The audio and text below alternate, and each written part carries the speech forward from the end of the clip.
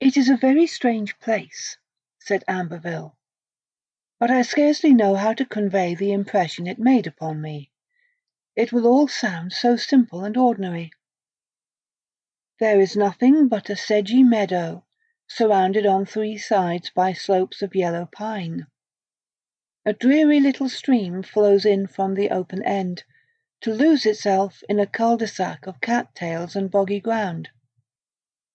The stream, running slowly and more slowly, forms a stagnant pool of some extent, from which several sickly-looking alders seem to fling themselves backwards, as if unwilling to approach it. A dead willow leans above the pool, tangling its wan, skeleton-like reflection with the green scum that mottles the water. There are no blackbirds, no kildees, no dragonflies even, such as one usually finds in a place of that sort. It is all silent and desolate. The spot is evil. It is unholy in a way that I simply can't describe. I was compelled to make a drawing of it, almost against my will, since anything so outré is hardly in my line. In fact, I made 2 drawings. I'll show them to you if you like. Since I had a high opinion of Amberville's artistic abilities,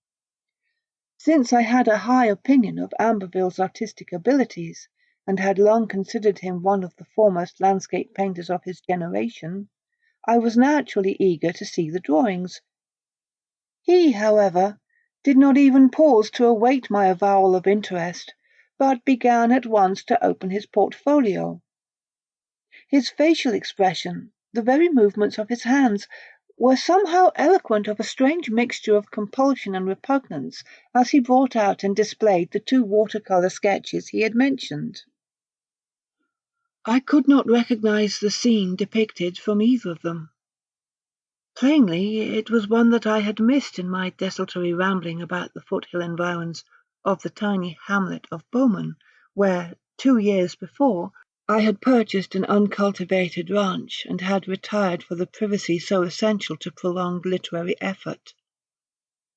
Francis Amberville, in the 1 fortnight of his visit, through his flair for the pictorial potentialities of landscape, had doubtless grown more familiar with the neighbourhood than I. It has been his habit to roam about in the forenoon, armed with sketching materials, and in this way he had already found the theme of more than one lovely painting. The arrangement was mutually convenient, since I, in his absence, was wont to apply myself assiduously to an antique Remington typewriter. I examined the drawings attentively. Both, though of hurried execution, were highly meritorious, and showed the characteristic grace and vigour of Amberville's style. And yet, even at first glance, I found a quality that was more alien to the spirit of his work. The elements of the scene were those he had described. In one picture, the pool was half hidden by a fringe of mace-weeds, and the dead willow was leaning across it at a prone, despondent angle, as if mysteriously arrested in its fall towards the stagnant waters. Beyond, the alders seemed to strain away from the pool, exposing their knotted roots as if in eternal effort. In the other drawing, the pool formed the main portion of the foreground, with the skeleton tree looming drearily at one side. At the water's farther end, the cat-tails seemed to wave and whisper among themselves in a dying wind, and the steeply barring slope of pine at the meadow's terminus was indicated as a wall of gloomy green that closed in the picture, leaving only a pale of autumnal sky at the top. All this, as the painter had said, was ordinary enough, but I was impressed immediately by a profound horror that lurked in these simple elements, and was expressed by them as if by the balefully contorted features of some demoniac face. In both drawings, this sinister character was equally evident, as if the same face had been shown in profile and front view. I could not trace the separate details that composed the impressions, but ever, as I looked, the abomination of a strange evil, a spirit of despair, malignity, desolation, leered from the drawing more openly and hatefully. The spot seemed to wear a macabre and satanic grimace. One felt that it might speak aloud, might utter the imprecations of some gigantic devil, or the raucous derision of 1,000 birds of ill omen. The evil conveyed was something wholly outside of humanity, more ancient than man. Somehow, fantastic as this will seem, the meadow had the air of a vampire, grown old and hideous with unutterable infamies. Subtly, indefinably, it thirsted for other things than the sluggish trickle of water by which it was fed. "Where is the place?" I asked, after a minute or two of silent inspection. It was incredible that anything of the sort could really exist, and equally incredible that a nature so robust as Amberville should have been sensitive to its quality. "It's in the bottom of that abandoned ranch, a mile or less down the little road towards Bear River," he replied. "You must know it. There's a small orchard about the house, on the upper hillside, but the lower portion, ending in that meadow, is all wild land." I began to visualize the vicinity in question. "Guess it must be the old Chapman place," I decided. "No other ranch along that road would answer your specifications." "Well, whoever it belongs to, that meadow is the most horrible spot I have ever encountered. I've known other landscapes that had something wrong with them, but never anything like this." "Maybe it's haunted," I said, half in jest. "From your description, it must be the very meadow where old Chapman was found dead one morning by his youngest daughter. It happened a few months after I moved here. He was supposed to have died of heart failure. His body was quite cold, and he had probably been lying there all night, since the family had missed him at supper time. I don't remember him very clearly, but I remember that he had a reputation for eccentricity. For some time before his death, people thought he was going mad. I forget the details.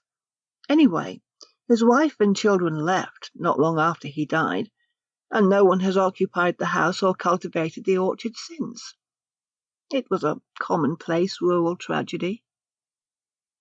"I'm not much of a believer in spooks," observed Amberville, who seemed to have taken my suggestion of haunting in a literal sense.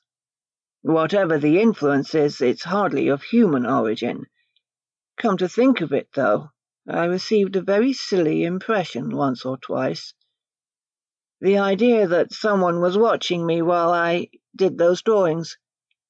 Queer, I'd almost forgotten that, till you brought up the possibility of haunting.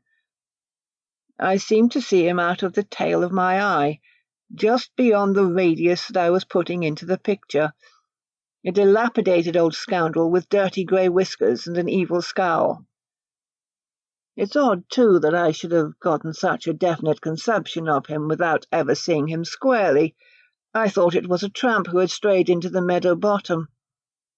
But when I turned to give him a level glance, he simply wasn't there. It was as if he melted into the miry ground, the cattails, the sedges." "That isn't a bad description of Chapman," I said.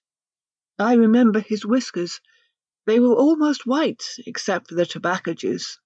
A battered antique, if ever there was one, and very unamiable, too. He had a poisonous glance towards the end, which no doubt helped along the legend of his insanity. Some of the tales about him come back to me now.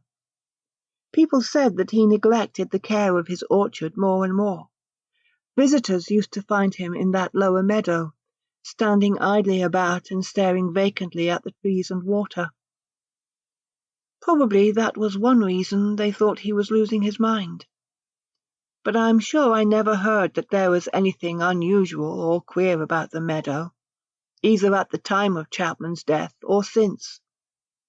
It is a lonely spot, and I don't imagine that anyone ever goes there now." "I stumbled on it quite by accident," said Amberville. "The place isn't visible from the road on account of the thick pines, but there's another odd thing.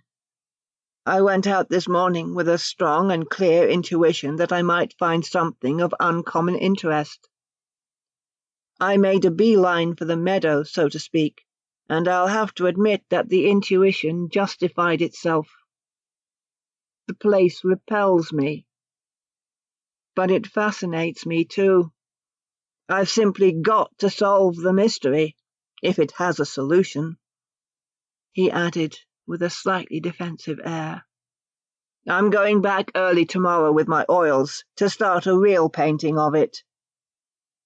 I was surprised, knowing that predilection of Amberville for scenic brilliance and gaiety which had caused him to be likened to Sorolla. "The painting will be a novelty for you," I commented. "I'll have to come and take a look at the place myself before long. It should really be more in my line than yours. There ought to be a weird story in it somewhere, if it lives up to your drawings and description."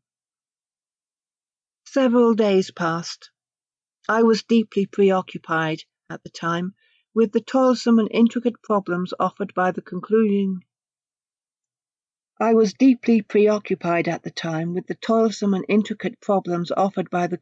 chapters of a new novel, and I put off my proposed visit to the meadow discovered by Amberville.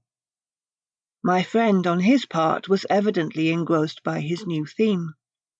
He sallied forth each morning with his easel and oil colours, and returned later each day, forgetful of the luncheon hour that had formerly brought him back from such expeditions. On the third day he did not reappear till sunset. Contrary to his custom, he did not show me what he had done, and his answers to my queries regarding the progress of the picture were somewhat vague and evasive. For some reason he was unwilling to talk about it. Also, he was apparently loath to discuss the meadow itself, and in answer to direct questions merely reiterated in an absent and perfunctory manner the account he had given me following his discovery of the place. In some mysterious way that I could not define, his attitude seemed to have changed. There were other things, too. He seemed to have lost his usual bitterness. Often I caught him frowning intently, and surprised the lurking of some equivocal shadow in his frank eyes. There was a moodiness, a morbidity which, as far as our 5 years' friendship enabled me to observe, was a new aspect of his temperament. Perhaps if I had not been so preoccupied with my own difficulties, I might have wondered more as to the causation of his gloom, which I attributed readily enough at first to some technical dilemma that was baffling him. He was less and less the Amberville that I knew, and on the fourth day, when he came back at twilight, I perceived an actual surliness that was quite foreign to his nature. "What's wrong?" I ventured to inquire. "Have you struck a snag? Or is old Chapman's meadow getting on your nerves with its ghostly influences?" He seemed for once to make an effort to throw off his gloom, his taciturnity, and ill-humour. "It's the infernal mystery of the thing," he declared. "I've simply got to solve it in one way or another. The place has an entity of its own, an indwelling personality. It's there, like the soul in a human body, but I can't pin it down or touch it. You know that I'm not superstitious. But on the other hand, I'm not a bigoted materialist either, and I've run across some odd phenomena in my time. That meadow, perhaps, is inhabited by what the ancients called a genius loci. More than once before this I have suspected that such things might exist, might reside inherent in some particular spot. But this is the first time that I've had reason to suspect anything of an actively malignant or inimical nature. The other influences whose presence I have felt were benign in some large, vaguely impersonal way, or were else wholly indifferent to human welfare, perhaps oblivious of human existence. This thing, however, is hatefully aware and watchful. I feel that the meadow itself, or the force embodied in the meadow, is scrutinizing me all the time. The place has the air of a thirsty vampire, waiting to drink me in somehow, if it can. It is a cul-de-sac of everything evil, in which an unwary soul might well be caught and absorbed. But I tell you, Murray, I can't keep away from it. It looks as if the place were getting to you, I said, thoroughly astonished by his extraordinary declaration, and by the air of fearful and morbid conviction with which he uttered it. Apparently he had not heard me, for he made no reply to my observation. There's another angle, he went on, with a feverish intensity in his voice. You remember my impression of an old man lurking in the background and watching me on my first visit? Well, I've seen him again, many times. Out of the corner of my eye, and during the last 2 days, he has appeared more directly, though in a queer partial way. Sometimes when I am studying the dead willow very intently, I see his scowling, filthy bearded face as a part of the whole. Then again it will float among the leafless twigs as if it had been caught there. Sometimes a knotty hand, a tattered coat sleeve, will emerge through the mantling in the pool as if a drowned body were rising to the surface. Then a moment later, or simultaneously, there will be something of him among the alders or the cattails. These apparitions are always brief, and when I try to scrutinize them closely, they melt like films of vapor into the surrounding scene. But the old scoundrel, whoever or whatever he may be, is a sort of fixture. He is no less vile than everything else about the place, though I feel that he isn't the main element of the vileness. Good Lord, I exclaimed, you certainly have been seeing things. If you don't mind, I'll come down and join you for a while, tomorrow afternoon. The mystery begins to inveigle me.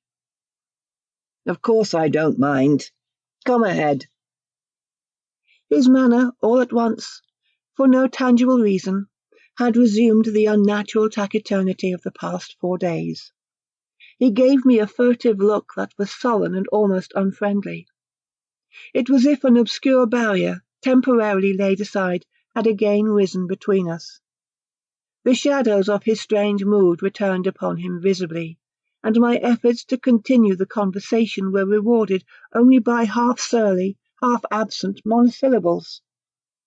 Feeling an aroused concern rather than any offence, I began to note for the first time the unwonted pallor of his face, and the bright, febrile lustre of his eyes. He looked vaguely unwell, I thought, as if something of his exuberant vitality had gone out of him, and had left in its place an alien energy of doubtful and less healthy nature. Tacitly, I gave up any attempt to bring him back from the secretive twilight into which he had withdrawn. For the rest of the evening I pretended to read a novel, while Amberville maintained his singular abstraction. Somewhat inconclusively, I puzzled over the matter till bedtime. I made up my mind, however, that I would visit Chapman's Meadow. I did not believe in the supernatural, but it seemed apparent that the place was exerting a deleterious influence upon Amberville. The next morning, when I arose, my Chinese servant informed me that the painter had already breakfasted and had gone out with his easel and colours. This further proof of his obsession troubled me, but I applied myself rigorously to a forenoon of writing. Immediately after luncheon, I drove down the highway, followed the narrow dirt road that branched off towards Bear River, and left my car on the pine-thick hill above the old Chapman place. Though I had never visited the meadow, I had a pretty clear idea of its location. Disregarding the grassy, half-obliterated road into the upper portion of the property, I struck down through the woods into the little blind valley, seeing more than once, on the opposite slope, the dying orchard of pear and apple trees, and the tumble-down shanty that had belonged to the Chapmans.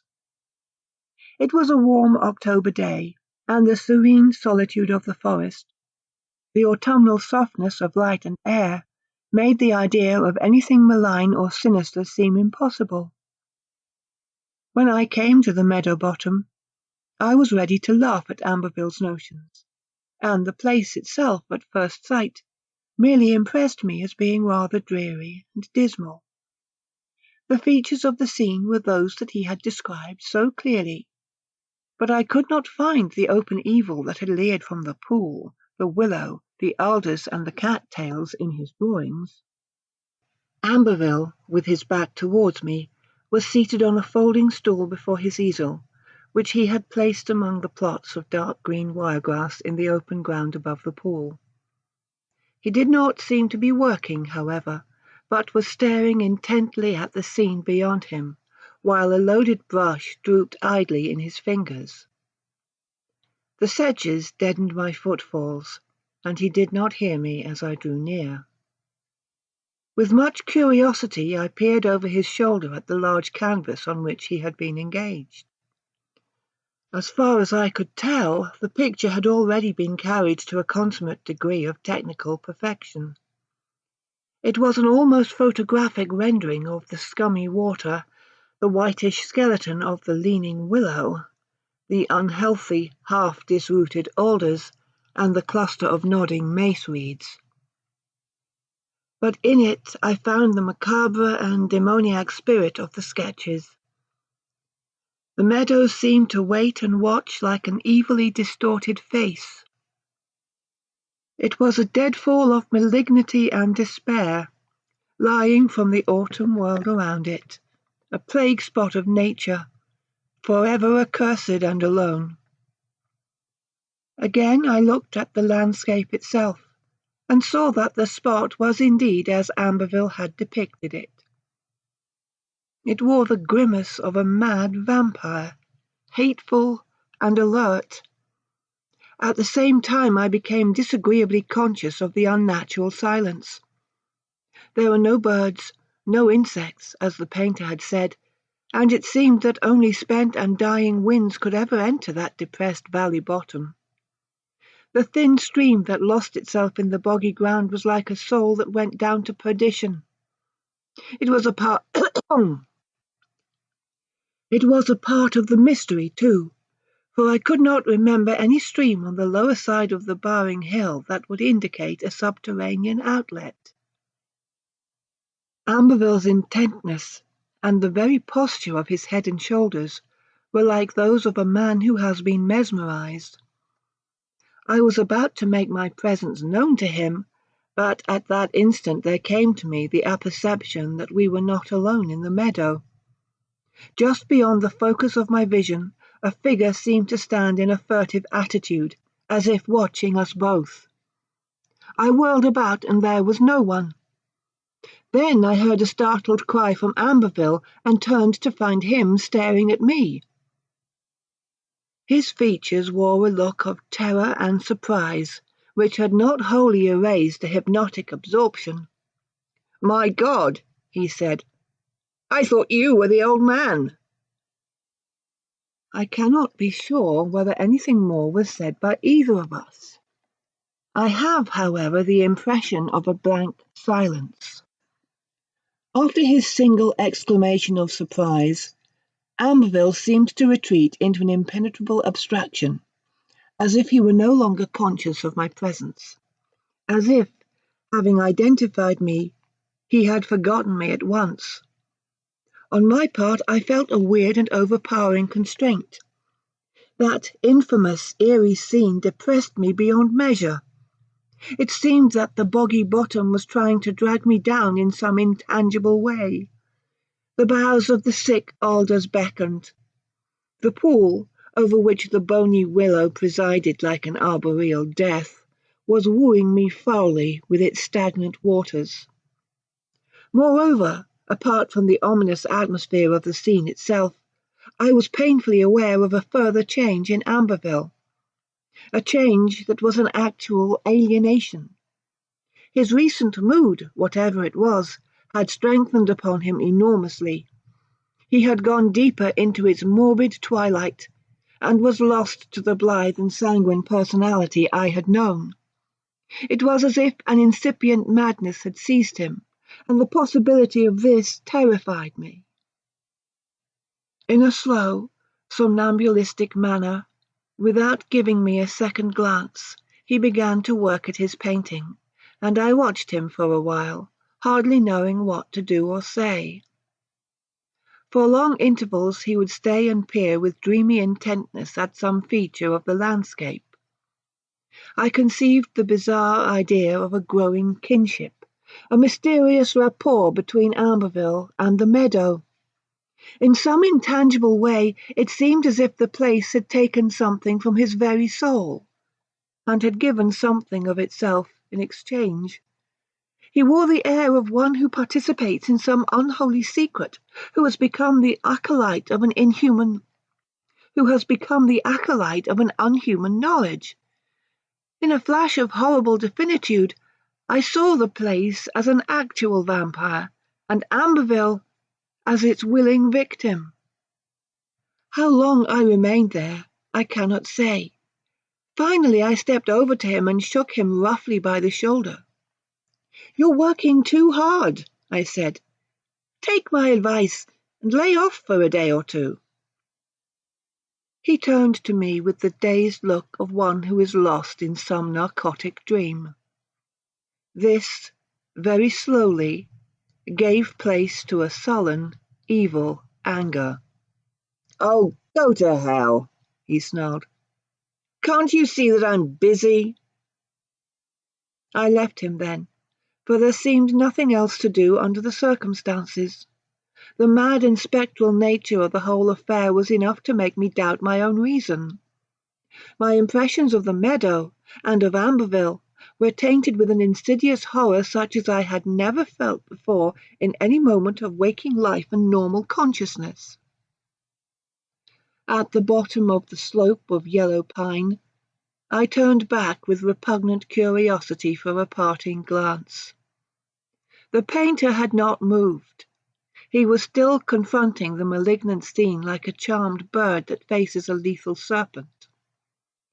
Whether or not the impression was a double optic image, I have never been sure, but at that instant I seemed to discern a faint, unholy aura, neither light nor mist, that flowed and wavered about the meadow, preserving the outlines of the willow, the alders, the weeds, the pool. Stealthily it appeared to lengthen, reaching toward Amberville like ghostly arms.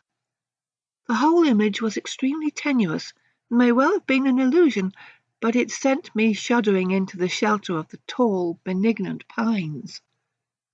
The remainder of that day and the evening that followed were tinged with the shadowy horror I had found in Chapman's meadow. I believe that I spent most of the time in arguing vainly with myself, in trying to convince the rational part of my mind that all I had seen and felt was utterly preposterous.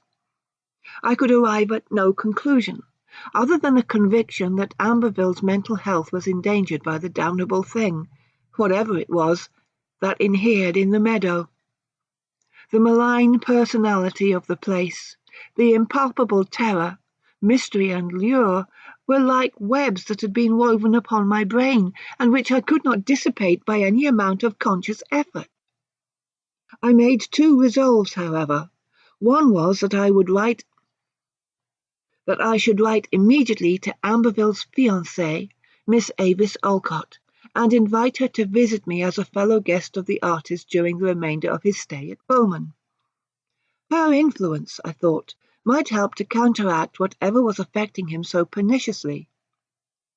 Since I knew her fairly well, the invitation would not seem out of the way. I decided to say nothing about it to Amberville. The element of surprise, I hoped, would be especially beneficial. My second resolve was that I should not again visit the meadow myself if I could avoid it. Indirectly, for I knew the folly of trying to combat a mental obsession openly, I should also try to discourage the painter's interest in the place, and divert his attention to other themes. Trips and entertainments, too, could be devised, at the minor cost of delaying my own work. The smoky autumn twilight overtook me in such meditations as these, but Amberville did not return. Horrible premonitions, without coherent shape or name, began to torment me as I waited for him. The night darkened and dinner grew cold on the table. At last, about 9 o'clock, when I was nerving myself to go out and hunt for him, he came in hurriedly. He was pale, dishevelled, out of breath, and his eyes held a painful glare, as if everything had frightened him beyond endurance. He did not apologize for his lateness, nor did he refer to my own visit to the meadow bottom. Apparently he had forgotten the whole episode, had forgotten his rudeness to me. "I'm through," he cried. "I'll never go back there again, never take another chance. That place is more hellish at night than in the daytime. I can't tell you what I've seen and felt. I must forget it if I can. There's an emanation, something that comes out openly in the absence of the sun, but is latent by day. It lures me. It tempted me to remain this evening, and it nearly got me. God, I didn't believe that such things were possible. That abhorrent compound of... He broke off and did not finish the sentence. His eyes dilated as if with the memory of something too awful to be described. At that moment, I recalled the poisonously haunted eyes of old Chapman whom I had sometimes met about the hamlet. He had not interested me particularly, since I had deemed him a common type of rural character, with a tendency to some obscure and unpleasant aberration. Now, when I saw the same look in the eyes of a sensitive artist, I began to wonder, with a shivering speculation, whether Chapman too had been aware of the weird evil that dwelt in his meadow. Perhaps in some way that was beyond human comprehension, he had been its victim. He had died there, and his death had not seemed at all mysterious. But perhaps, in the light of all that Amberville and I had perceived, there was more in the matter than anyone had suspected. "Tell me what you saw," I ventured to suggest. At the question, a veil seemed to fall between us, impalpable but terrific. He shook his head morosely and made no reply. The human terror, which perhaps had driven him back towards his normal self, had made him almost communicative for the nonce, fell away from Amberville. A shadow that was darker than fear, an impenetrable alien umbrage, again submerged him. I felt a sudden chill of the spirit rather than the flesh, and once more there came to me the outre thought of his growing kinship with the ghoulish meadow. Beside me, in the lamplit room, behind the mask of his humanity, a thing that was not wholly human seemed to sit and wait. Of the nightmarish days that followed I shall offer only a summary. It would be impossible to convey the eventless, phantasmal horror in which we dwelt and moved. I wrote immediately to Miss Olcott, pressing her to pay me a visit during Amberville's stay, and in order to ensure acceptance, I hinted obscurely at my concern for his health and my need of her coadjutation. In the meanwhile, waiting for her answer, I tried to divert the artist by suggesting trips to sundry points of scenic interest in the neighbourhood. These suggestions he declined with an aloof curtness, an air that was stony and cryptic rather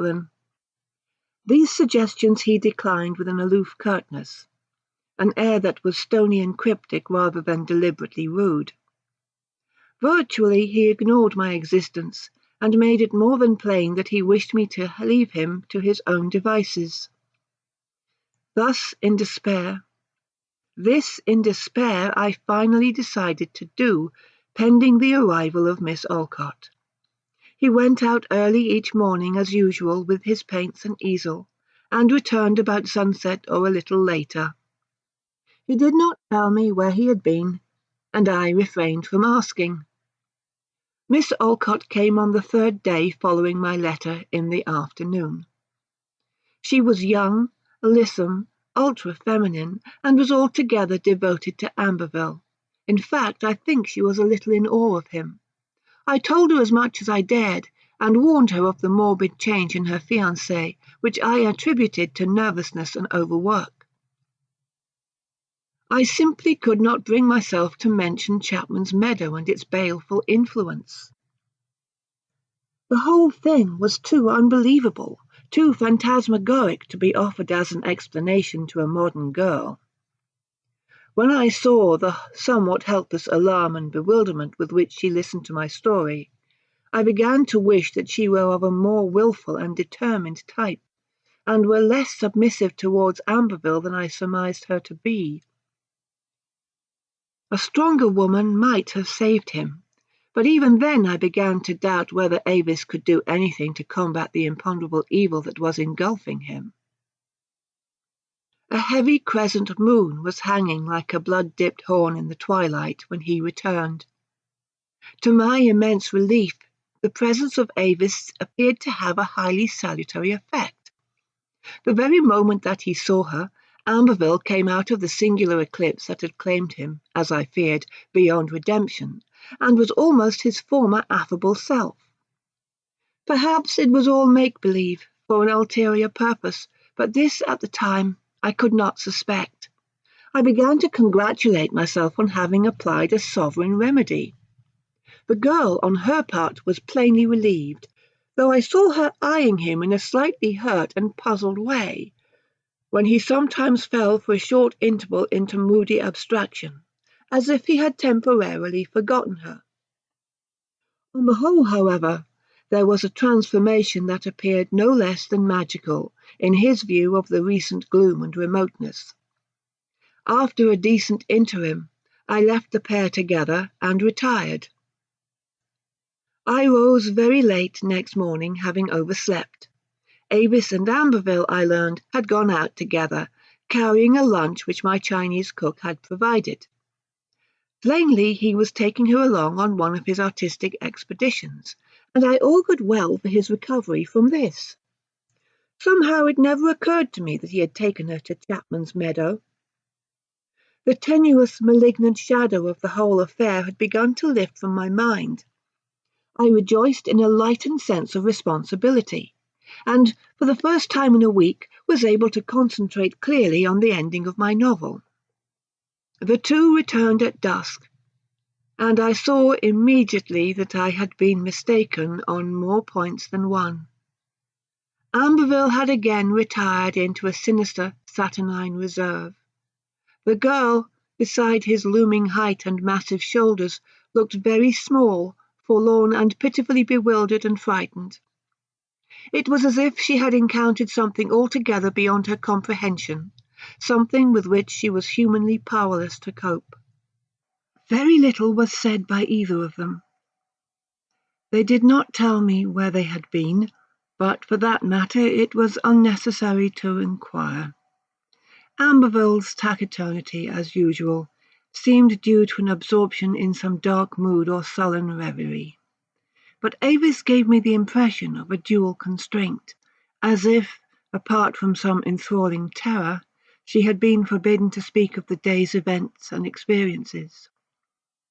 I knew that they had gone to that accursed meadow, but I was far from sure whether Avis had been personally conscious of the weird and baneful entity of the place, or had merely been frightened by the unwholesome change in her lover beneath its influence. In either case, it was obvious that she was wholly subservient to him. I began to damn myself for a fool in having invited her to Bowman, though the true bitterness of my regret was still to come. A week went by with the same daily excursion of the painter and his fiancée, the same baffling, sinister estrangement and secrecy in Amberville, the same terror, helplessness, constraint and submissiveness in the girl. How it would all end I could not imagine, from the ominous alteration of his character, that Amberville was heading for some form of mental alienation, if nothing worse. My offers of entertainment and scenic journeys were rejected by the pair, and several blunt efforts to question Avis were met by a wall of almost hostile evasion, which convinced me that Amberville had enjoined her to secrecy, and had perhaps, in some slightful manner, misrepresented my own attitude towards him. "You don't understand him," she said repeatedly. "He is very temperamental." The whole affair was a maddening mystery, but it seemed more and more that the girl herself was being drawn, either directly or indirectly, into the same phantasmal web that had enmeshed the artist. I surmised that Amberville had done several new pictures of the meadow, but he did not show them to me, nor even mention them. My own impressions of the place, as time went on, assumed an unaccountable vividness that was almost hallucinatory. The incredible idea of some inherent force or personality, malevolent and even vampirish, became an unavowed conviction against my will. The place haunted me like a phantasm, horrible but seductive. I felt an impelling morbid curiosity, an unwholesome desire to visit it again and fathom, if possible, its enigma. Often I thought of Amberville's notion about a genius loci that dwelt in the meadow, and the hints of a human apparition that was somehow associated with the spot. Also, I wondered what it was that the artist had seen on the one occasion when he had lingered in the meadow after nightfall and had returned to my house in driven terror. It seemed that he had not ventured to repeat the experiment, in spite of his obvious subjection to the unknown lure. The end came abruptly and without premonition. Business had taken me to the country seat one afternoon, and I did not return till late in the evening. A full moon was high above the pine-dark hills. I expected to find Avis and the painter in my drawing-room, but they were not there. Li Sang, my factotum, told me that they had returned at dinner-time. An hour later, Amberville had gone out quietly while the girl was in her room. Coming down a few minutes later, Avis had shown excessive perturbation when she found him absent, and had also left the house, as if to follow him, without telling Li Sang where she was going or when she might return. All this had occurred 3 hours previously, and neither of the pair had yet reappeared. A black and subtly chilling intuition of evil seized me as I listened to Li Sang's account. All too well I surmised that Amberville had yielded to the temptation of a second nocturnal visit to that unholy meadow. An occult attraction, somehow, had overcome the horror of his first experience, whatever it had been. Avis, knowing where he was, and perhaps fearful of his sanity, or safety, had gone out to find him. More and more I felt an imperative conviction of some peril that threatened them both, some hideous and innominable thing to whose power, perhaps, they had already yielded. Whatever my previous folly and remissness in the matter, I did not delay now. A few minutes of driving at precipitate speed through the mellow moonlight brought me to the piney edge of the Chapman property. There, as on my former visit, I left the car and plunged headlong through the shadowy forest.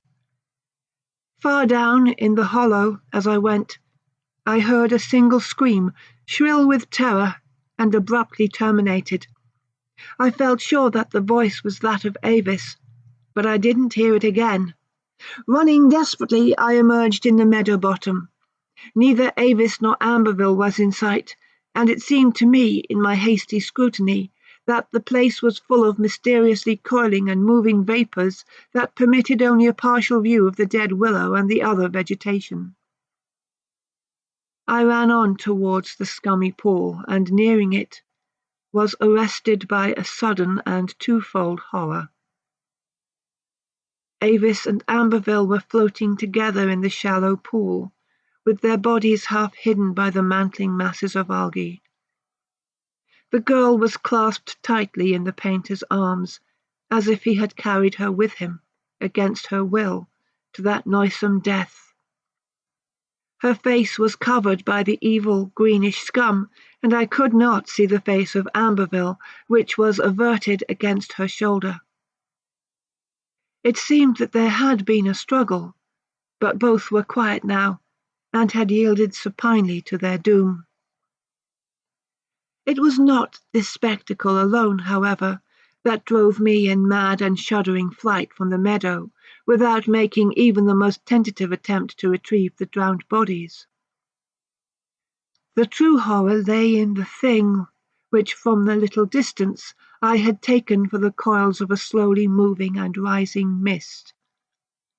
It was not vapour, nor anything else that could conceivably exist. That malign, luminous, pallid emanation that enfolded the entire scene before me, like a restless and hungrily wavering extension of its outlines.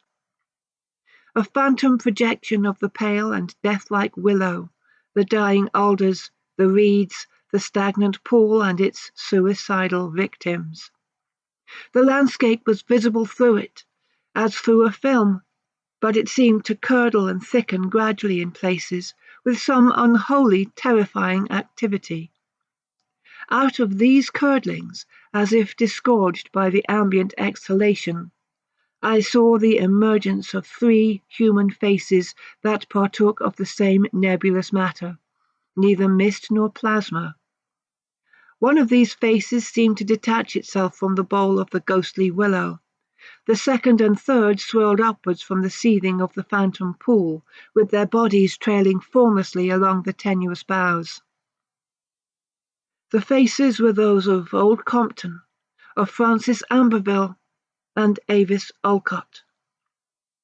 Behind this eerie, wraith-like projection of itself, the actual landscape leered with the same infernal and vampirish air which it had worn by day. But it seemed now that the place was no longer still, that it seethed with a malignant secret life, that it reached out towards me with its scummy waters, with the bony fingers of its trees, with the spectral faces it had spewed forth from its lethal deadfall. Even terror was frozen within me for a moment. I stood watching while the pale, unhallowed exhalation rose higher above the meadow. The 3 human faces, through a further agitation of the curdling mass, began to approach each other. Slowly, inexpressibly, they merged in one, becoming an androgynous face, neither young nor old, that melted finally into the lengthening phantom boughs of the willow, the hands of the arboreal death, that were reaching out to enfold me. Then, unable to bear this spectacle any longer, I started to run. There is little more that need be told, for nothing that I could add to this narrative would lessen the abominable mystery of it all in any degree. The meadow, or the thing that dwells in the meadow, has already claimed 3 victims, and I sometimes wonder if it will have a 4th. I alone, it would seem, among the living, had guessed the secret of Chapman's death, and the death of Avis and Amberville, and no one else, apparently, has felt the malign genius of the meadow. I have not returned there since the morning when the bodies of the artist and his fiancée were removed from the pool. Nor have I summoned up the resolution to destroy or otherwise dispose of the 4 oil paintings and 2 watercolour drawings of the spot that were made by Amberville. Perhaps, in spite of all that deters me, I shall visit it again,